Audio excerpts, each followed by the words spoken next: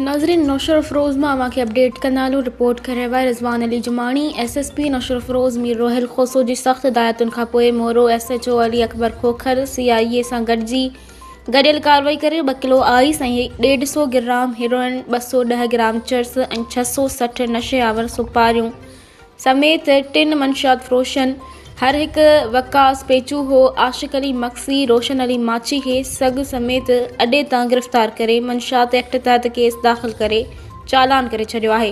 हाणे मौक़े ते SHO अली अकबर खोखर मीडिया सां ॻाल्हाईंदे चयो त शहरनि खे बि घुर्जे त पुलिस खे इतलाह ॾियनि ऐं शहर मां इहो गंद बंदि कराइण में पुलिस जो साथ ॾियनि त जिते बि को मशकूक माण्हू ॾिसनि या ॾोह जे इरादे सां बीठल ॾिसनि, पुलिस खे फ़ौरन ख़बर ॾियनि। पुलिस कार्रवाई करे फ़ौरू गिरफ़्तार कंदी ऐं शहर में अमन अमान बरक़रार रहंदो।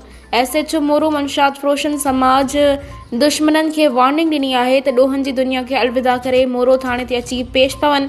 सदन सां रिआयत थींदी। बाक़ी मंशियात विकिरो करण खां न मुड़िया त मंशियात जे अॾनि तां वञी रंगे हथ गिरफ़्तार कयो वेंदनि।